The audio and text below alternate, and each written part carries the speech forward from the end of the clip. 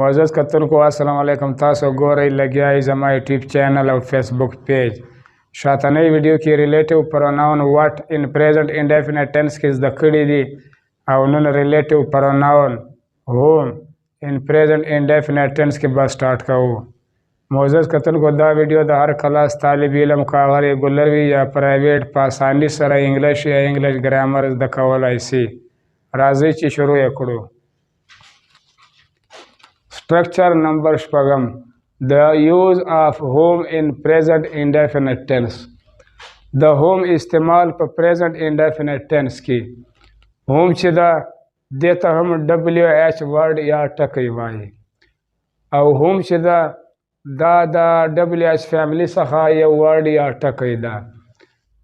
د whom مطلب د پښتو ژبه کې په interrogative یعنی کې په سوالیه کې د چا او چاته.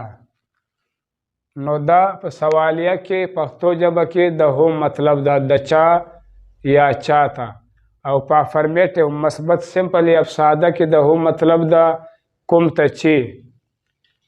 هم د جملې په سٹارټ کې لګیږي یعنی کې هم د سنټنس یا د جملې په شروع یا په سر کې لګیږي او هم په جمله کې آبجیکټ جوړیږي یعنی کې هم چې د سنټنس یا په جمله کې آبجیکٹ یعنی کہ مفعول وی. منفی سوالیہ جملہ په یو وخت ان ون ٹائم جوړولو د پاره به ناٹ همیشه د سبجیکٹ نه بعد لګیږي. هم افرمیټیو مثبت سمپل یا ساده او انټراګیټیو سوالیہ په دواړو حالتونو کې استعمالیږي. معزز کتونکو کوم سے د ریلیټیو پروناون سنټنس یا جمله د جوړولو طریقه ابریویشن ما په دې طریقه جوړ کړي دي. هم د سنټنس یا د جملې په سٹارټ په شروع کې لګیږي او هم په سنټنس یا جمله کې آبجیکټ وي یعنی کې مفعول وي. دینه بعد هیلپینګ ورب لګیږي او هغه نه بعد بیا سبجیکټ وي یعنی کې فاعل وي. هغه نه بعد بیا اخر ته ورب وي. نو دا طریقه ده د سنټنس یا جمله د جوړولو. whom does he teach. هغه چاته سبق ښایي. نو دلته whom چې دا د سنټنس یا د جملې په سٹارټ په شروع کې لګېدلی ده. دې نه بعد هیلپینګ ورب ده، دې نه بعد بیا سبجیکټ ده او بیا دې نه بعد چې ده ورب ده. معزز کتونکو داسې سنټنس یا د جملې په اخیر کې به کوېسچن مارک یعنی کې سوالیه نشان لګیږي. whom does he not teach.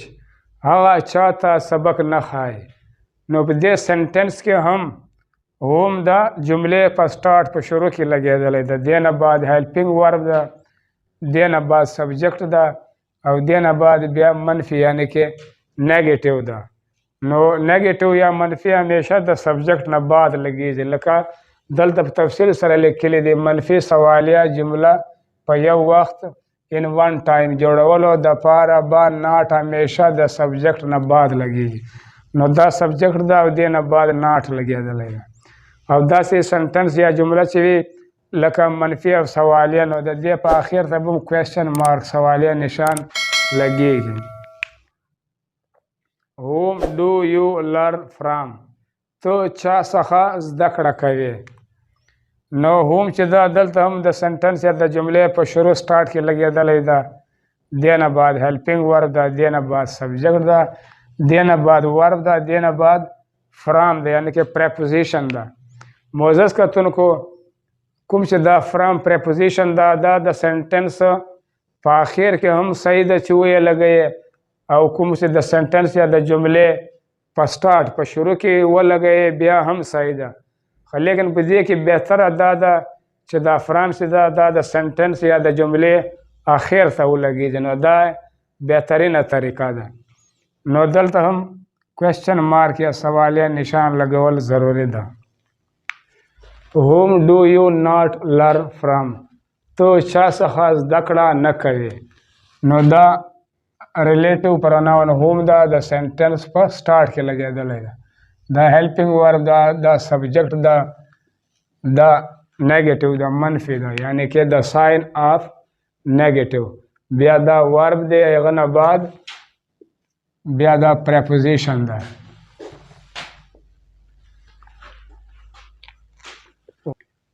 whom do they meet هغه یا هغه ټول یا دوی چا سره ملاویږي نو دا whom د سنټنس یا د جملې په سٹارټ په سر کې لګېدلی ده دې نه بعد هیلپینګ ورب ده دې نه بعد سبجیکټ ده دې نه بعد میټ ده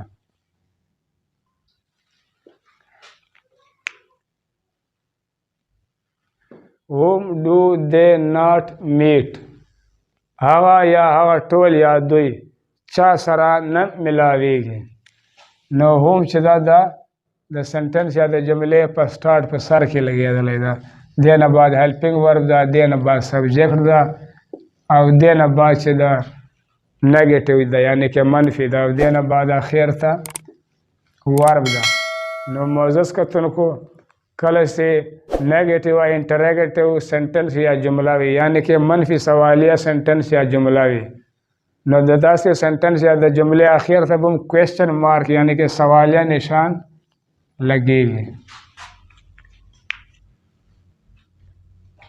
افرمیټیو اگزامپل مثبت سمپل یا ساده مثالونه the boys whom he teach grammar are my friends الکان یا هغه الکان کوم ته چې هغه ګرامر خای زما دوستان دي یا ملګری دي نو دلته ریلیټیو پروناون افرمیټیو په صورت یا په حالت کې استعمال شوی ده نو افرمیټیو سنټنس یا په جمله کې چې هوم دی دا د سنټنس په منځ یا په میان کې لګیږي او داسې سنټنس یا د جملې آخر ته به فل سٹاپ لګیږي کوېسچن مارک سوالیه نشان به نه لګیږي the man whom you lend money will never return it to you سړی کوم ته چې ته قرضه ورکوې هغه به بیا تا ته قرضه نه واپس کوي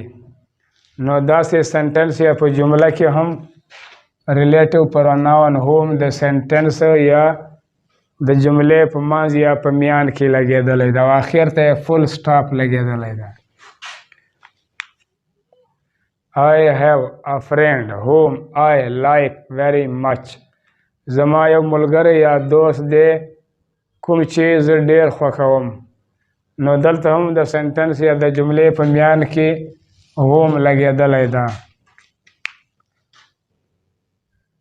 He is the person whom I trust the most هغه کس یا هغه شخص دی چې په کوم باندې زه ډېر اعتماد یا اعتبار کوم نو دلته هم هوم د سنټنس یا د جملې په منځ یا په میان کې لګېدلی ده او آخر ته یې فل سټاپ لګېدلی ده دا د ویډیو پای معزز کتونکو زما یوټیوب چینل سبسکرایب کړئ او په آل باندې ضرور کلیک وکړئ او ورسره لایک یې هم کړئ انشاءالله مخکنی ویډیو کې به ریلیټیو پروناون whose in present indefinite tense کې به زده کوو تر هغه پورې د الله په امان